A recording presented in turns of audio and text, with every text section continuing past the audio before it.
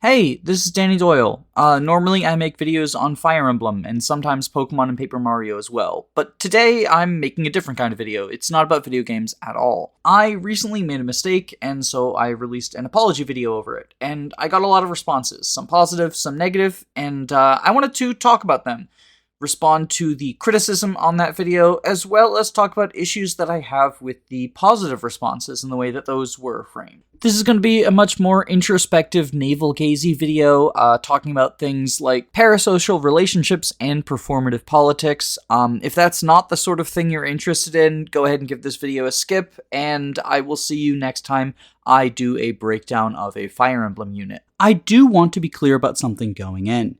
Even if you made a response to my apology that I criticize, I don't think it makes you a bad person. It doesn't even necessarily mean that you're wrong. This is a complicated issue, and there's a lot of perspectives to take into account. That being said, the first group of responses I want to respond to is one that I do think is wrong, and that is the idea that the joke I made was not insensitive, was not racist, that I shouldn't have apologized, all that sort of stuff. So I want to go over what the joke I made was and why it was in poor taste. Leonardo gets a personal weapon called the Lunasa, which personally I struggle to pronounce. In the video, I made a big deal about calling it the Lunasada, which is something I've called it before, because again, this is a word that I struggle with, and I made a joke out of the whole affair. My intent with this joke was to make fun of the pronunciation wars that I find quite infuriating. You see this a lot with the pronunciation of fantasy words, Arceus in Pokemon or Arceus, Guy versus Guy in Fire Emblem, Camus versus Camus.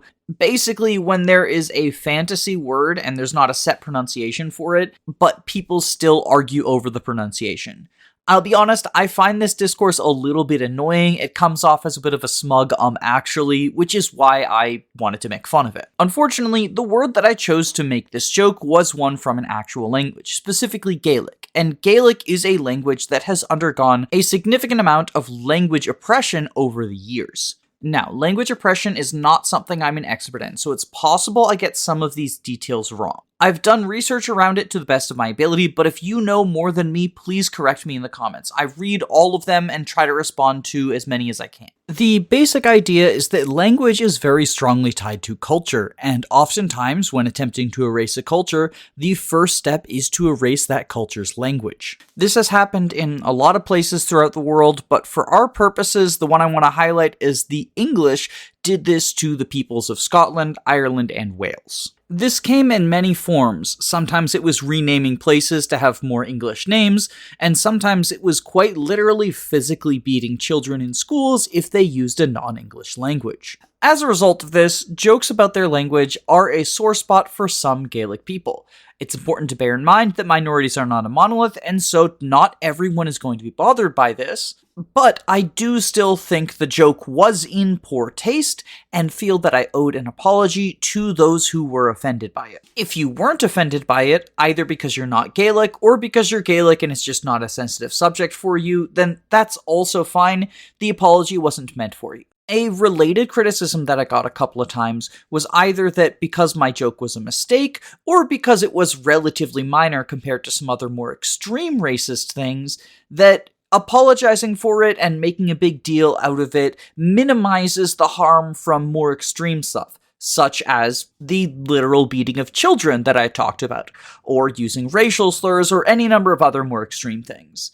And I both agree and disagree with this take. I do agree with the premise that both because it was a mistake and because it was relatively small, it is less extreme than many other forms of racism. I don't think this changes who I am or the morals that I stand for. That being said, I did still cause harm.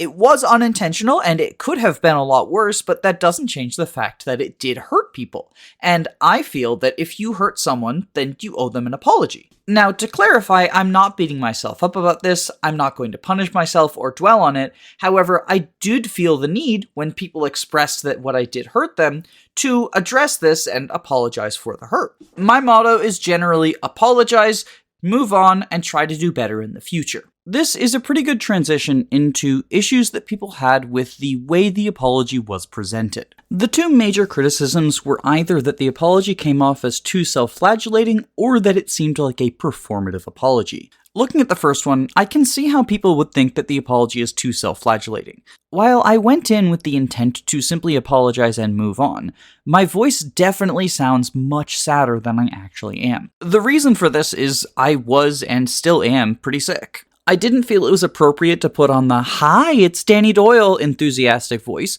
so my voice was already going to be more subdued than normal, but the additional sickness with stuffiness and sore throat definitely put it down to a level where, listening back, it sounds like one of those really sad, "oh no, I messed up super badly" apology videos. And while I do definitely think that I made a mistake and I hurt people, I don't think it's a "hey guys, you won't ever forgive me" level of thing. So that is a miscommunication on my part. I'm sorry about the way that the tone of the video potentially made it appear as if the message were more extreme than it actually is.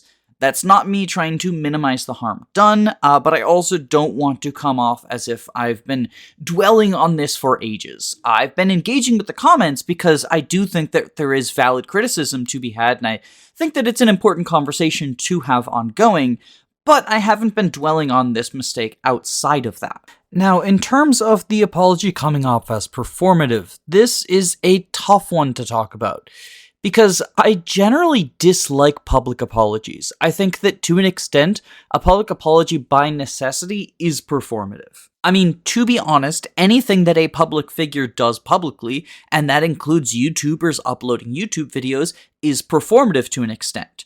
I, like many other YouTubers, try to be genuine as much as I can in my videos, but at the end of the day, we are whole people, and what we show on YouTube is not going to be a whole person. This is very similar to the personas that people have on social media such as Facebook, Reddit, or Twitter. It is a part of who they are, but it is not the whole of who they are. As a result, while my apology is genuine, publicizing it takes away some amount from that genuineness. But in this situation, I'm not entirely certain how I could have done things differently.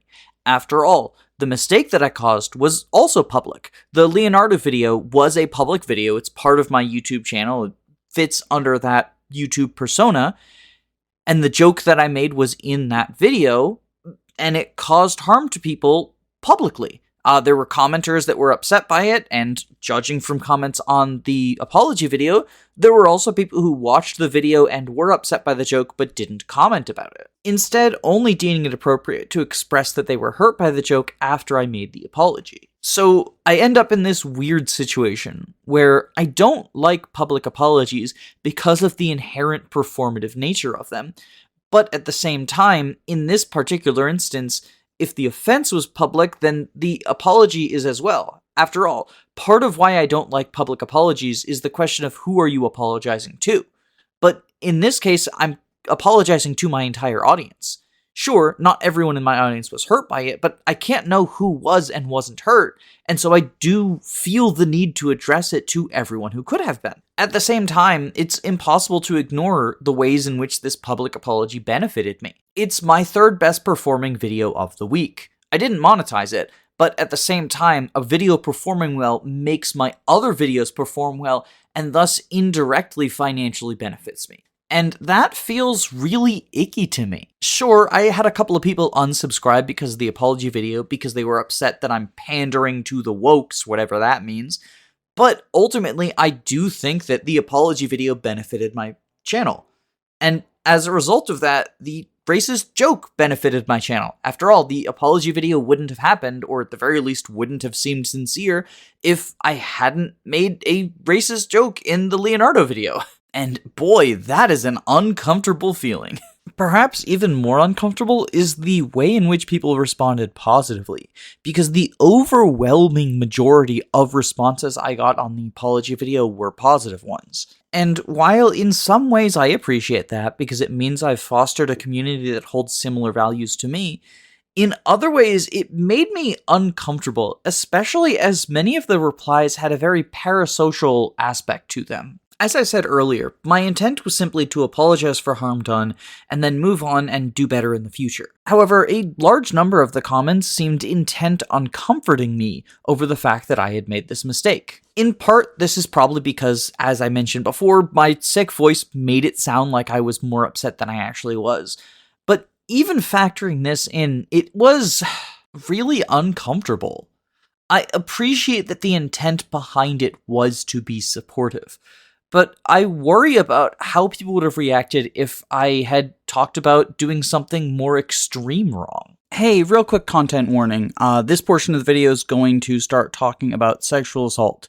So if that is a topic that is triggering for you, this is the time to click off. Fellow YouTuber Chugga Conroy has an extremely wholesome 100 reputation, and was recently credibly accused of sexual harassment. After a few days, he admitted to the harassment, admitted that what he did was wrong, and said that he was going to be seeking help. To my mind, this should be pretty clear-cut. He admitted that the allegations were true, and yet a large number of his fans still harassed the accuser, forgave him on her behalf, said that he did nothing wrong, etc., etc., and this is after he admitted to doing it. Now, obviously, these are two very different situations. The off-color joke that I made is nowhere near the level of sexual harassment, and I am significantly smaller than Chugga Conroy was at his peak. Small enough that in my head, I didn't think I would have to deal with the problem of parasocial relationships, and as a result, I've been kind of sloppy. I've run into a couple of situations where people thought I was their friend just because they watched my YouTube videos. And, I can understand it to an extent.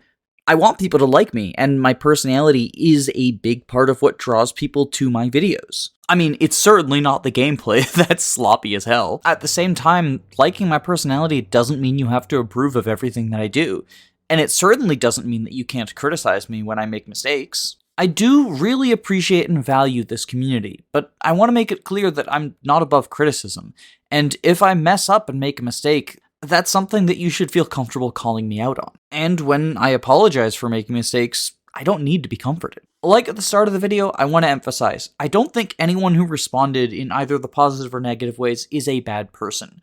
I honestly don't think bad and good people exist. I feel like people are always just complicated. We try our best, but sometimes we mess up. And I think the way in which we respond to those mistakes says more about us than whether or not we make them. Okay, well, that's a bit of an oversimplification. It obviously depends on the mistake, making a mistake and sexually assaulting someone is very different than making a mistake and making an off-color joke, but you get the picture, right? I don't know. I don't really have a concrete way to end this.